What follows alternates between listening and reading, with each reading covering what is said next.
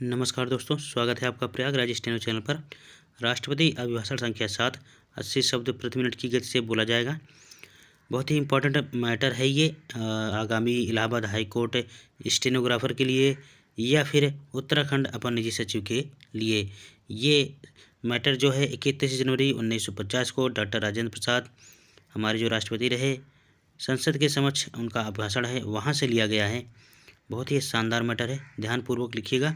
Dictation शुरू होगी 5 second में। ऐसे ही मैटर आपको परीक्षा हाल में देखने को मिल सकते हैं। Ready, start.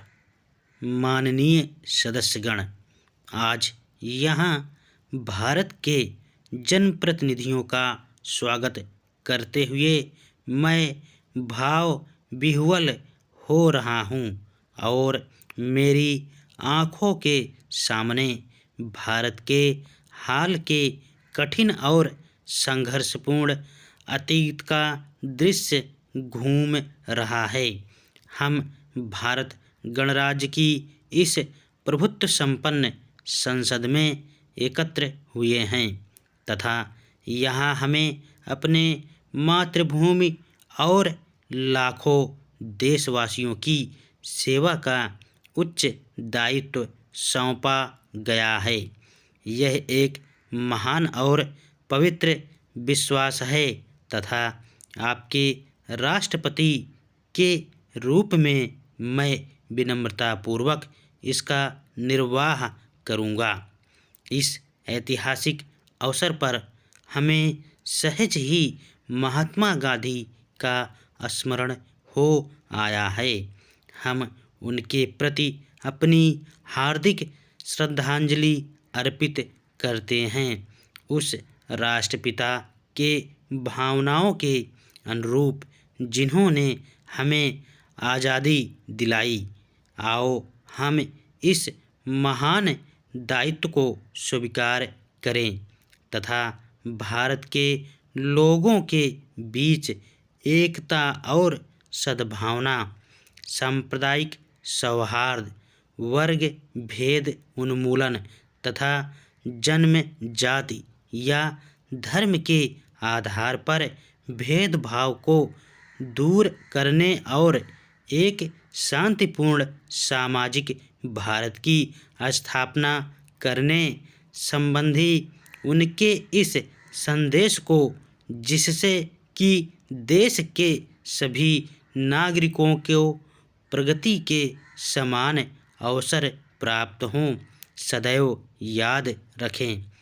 पैरा, विश्व के सभी देशों के साथ शांतिपूर्ण और मित्रतापूर्ण संबंध बनाने तथा विश्व शांति स्थापित करने में यथासंभव सहायता देने की मेरी सरकार की दृढ़ नीति है।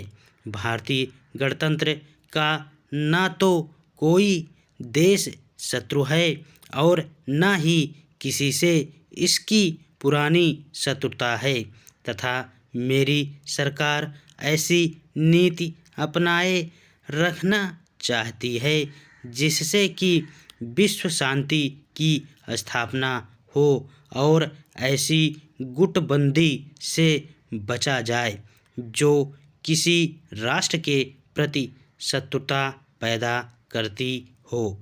भारत एक संप्रभु लोकतांत्रिक गणतंत्र है, परंतु उसने राष्ट्रमंडल में सम्मिलित रहने का निर्णय किया है। यह एक ऐसी अनूठी बात है जो संवैधानिक कानून और इतिहास के लिए अभूतपूर्व है। इस प्रकार हम किसी भी तरह अपनी स्वतंत्रता को सीमित नहीं कर रहे हैं, बल्कि राष्ट्रमंडल के प्रतिनिधि देशों के समूह के साथ आपसी मित्रता और सहयोग बनाए रखने की हमने इच्छा व्यक्त की है। हाल ही में मेरे प्रधानमंत्री राष्ट्रमंडल के सदस्य देशों के विदेश मंत्रियों के सम्मेलन में भाग लेने के लिए कोलंबो गए थे।